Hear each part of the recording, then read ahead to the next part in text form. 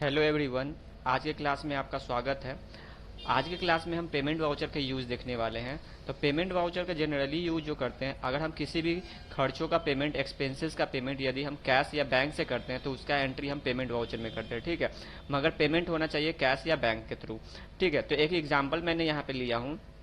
Example पे जो लेके रखा हूँ यहाँ पे कि हम सैलरी का पेमेंट कर रहे हैं। इसका सैलरी पेमेंट ₹10,000। तो इसका जर्नल एंट्री क्या बनेगा आप देख सकते हो, आपको आती है salary account debit to cash account, ठीक है। तो इसका एंट्री आप पेमेंट वाउचर में आपको करनी है। तो टैली में हम चलते हैं।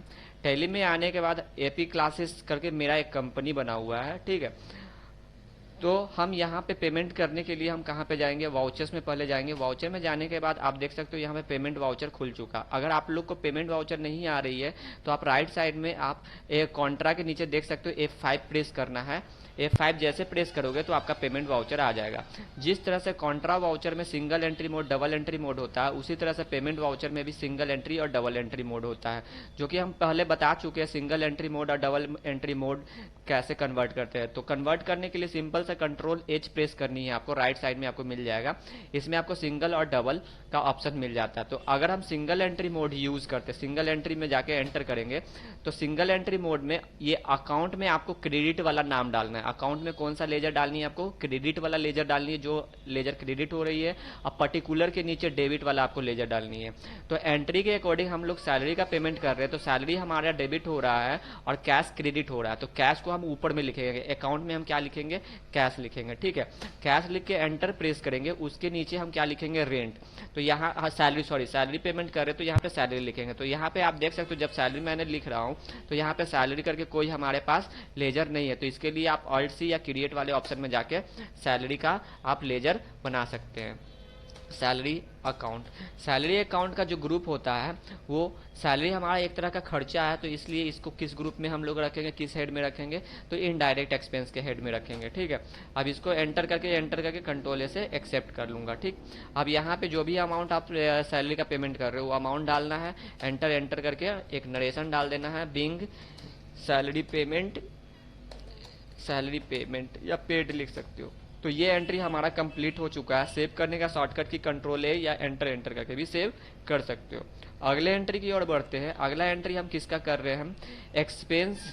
यहाँ पे एग्जाम्पल लिखा हुआ है रेंट पेमेंट फ्रॉम SBI 5,000, मतलब कि हम बैंक से रेंट का पेमेंट कर रहे हैं, ठीक है। तो यहाँ पे हमारा SBI क्रेडिट हो रहा है और रेंट डेबिट हो रहा है। तो फिर से पेमेंट वाउचर में चलते हैं। अगर आपको सिंगल में बनानी है तो सिंगल में बना सकते हो, डबल में बनानी है तो डबल एंट्री मोड में भी बना सकते हो। तो हम इस एंट्री को डबल एंट्री मोड में आपको करके दिखाता हूँ। Ctrl+H और यहाँ पे डबल एंट्री मोड में चले जाएंगे और यहाँ पे देखो सबसे फर्स्ट ऊपर में शो कर रहा है डेबिट, मतलब डेबिट वाला लेजर डालनी। तो हमारा डेबिट जो हो रहा है क्वेश्चन के अकॉर्डिंग वो रेंट हो रहा है। तो रेंट हमारा लेजर बनाना पड़ेगा। तो क्रिएट में जाऊंगा, RENT, रेंट अकाउंट, ठीक है।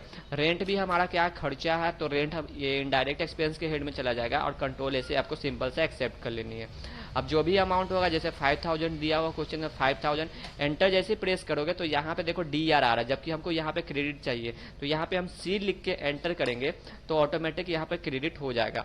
अब क्रेडिट हमारा क्या हो रहा है, बैंक हो रहा है, कैश हो रहा है, क्या हो रहा है, तो हमारा SBI बैंक से हम रेंट का पेमेंट कर रहे हैं तो यहाँ पे SBI हो जाएगा, अमाउंट ऑटोमेटिक फिल हो जाएगा। बस आपको सिंपल सा नरेशन डालनी है। जब आप बैंक से किसी भी चीज का पेमेंट करते हो तो आपका बैंक एलोकेशन डिटेल खुल जाएगा उस बैंक का।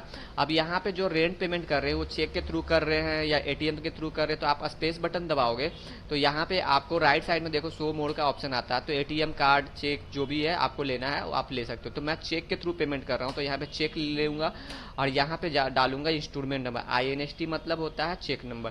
तो जो भी होगा आपका चेक नंबर, जिस चेक से आप पेमेंट कर रहे हो वो चेक नंबर डाल देनी है, 6 डिजिट का होता है।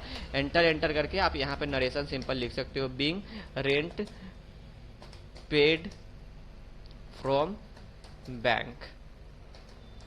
तो ये एंट्री आज का हमारा पेमेंट वाउचर कंप्लीट होता है, ठीक है। अगर आपको किसी भी तरह का कोई डाउट है तो हमारे कमेंट सेक्शन में आप जाके कमेंट कर सकते हो। Thank you.